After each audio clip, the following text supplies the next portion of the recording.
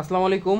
চলে আসলাম একটা অন্যরকম ভিডিও নিয়ে। সেটা হচ্ছে ইদানিং কিন্তু সুজুকির মনোটন যে ওই গাড়িগুলো আছে, এই গাড়িগুলোর ট্যাঙ্কির ভিতরে অনেক বেশি পরিমাণে মরিচা পড়ে। আপনারা ভিডিওতে ভালো করে লক্ষ্য করে দেখুন যে এই গাড়িটার ট্যাঙ্কির ভিতরে খুব বেশি পরিমাণে মরিচা পড়ছে, যার ফলে কিন্তু কার্বোরেটরের সমস্যা হয় বা গাড়ি মাঝে মাঝে বন্ধ হয়ে যায়, স্টার্ট বন্ধ হয়ে যায়, বিভিন্ন ধরনের সমস্যাগুলো পড়তে হয় আর কি। তো কিভাবে এই মরিচা পড়ার চিকিৎসা করব বা সার্ভিসিংয়ে কিভাবে কি করা হয়, এই বিষয়টা সম্পূর্ণভাবে আজকে আপনাদেরকে দেখাবো। আপনাদের যাদের গাড়িতে টাঙ্কিতে এরকম মরিচা পড়েছে, আপনারা চাইলে এই পদ্ধতি অবলম্বন করে কিছুটা হলেও অন্তত এই সমস্যার সমাধান পেতে পারেন। তো বন্ধুরা, চলুন দেখতে থাকুন এবং আমাদের সাথেই থাকুন। প্রথমে কিন্তু আমরা এখান থেকে গাড়িটা সম্পূর্ণ খুলে নিয়েছি।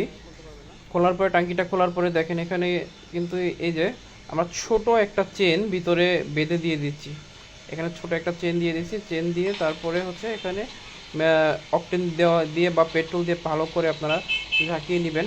এর পাশাপাশি কিন্তু আপনারা এই যে পানির যে লাইনটা আছে সেই লাইনটার কিন্তু ভালো করে পরিষ্কার করে নিতে হবে, কারণ এই পানি লাইনটা দিয়ে যদি পানি বের না হতে পারে তাহলে কিন্তু সেই পানিটা ট্যাঙ্কির ভিতরে প্রবেশ করে। তখন কিন্তু খুব সহজেই ট্যাঙ্কির ভিতরে তেল আর পানির মিশ্রণের কারণে গাড়ির ভিতরে সমস্যা হবে, মরিচা পড়বে। এর পাশাপাশি আবার গাড়িগুলো বারবার বন্ধ হয়ে যাবে। বিষয়টা হচ্ছে আপনারা ফিল করবেন এরকম, যখন গাড়িটা স্টার্ট দেবেন, স্টার্ট হচ্ছে কিন্তু পিক আপ দেওয়ার সাথে সাথে লোড নিচ্ছে না বা আবার অটোমেটিক বন্ধ হয়ে যাচ্ছে। এভাবে কিন্তু চলবে। এর পাশাপাশি কিন্তু আবার ধাক্কাবে, গাড়ি যখন চালাবেন আস্তে আস্তে স্টার্ট বন্ধ হয়ে যাবে, হালকা ধাক্কা দিবে, এরকম সমস্যা কিন্তু আপনারা পড়বেন। তাই সুন্দরভাবে এগুলো পরিষ্কার করতে হবে। আর মাঝে মাঝে কিন্তু এগুলো টিস্যু দিয়ে পরিষ্কার করবেন বা পরিষ্কার নেকড়া দিয়ে পরিষ্কার করবেন। তো আমাদের পানির লাইনটা আমরা আগে ভালো করে এখানে চেক করে বা ভালো করে পরিষ্কার করে এখন পানি দিয়ে দেখতেছি যে আসলে ক্লিয়ার আছে কি না।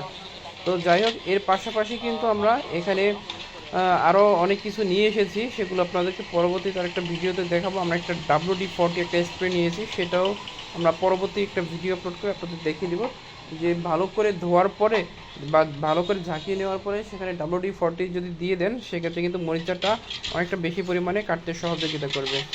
তো আসলে সুজুকি বলতেছে যে এটা হচ্ছে দেশের তেলের সমস্যা। আসলে আমার প্রশ্ন হচ্ছে, যদি এটা তেলেরই সমস্যা হয় তাহলে অন্য কোম্পানির বাইকগুলোর ট্যাঙ্কিতে এই সমস্যা কেন হচ্ছে না? আসলে এটা হচ্ছে ট্যাঙ্কিরই সমস্যা। এর দায়ভার কিন্তু সুজুকি কোনোভাবেই এড়াতে পারবে না।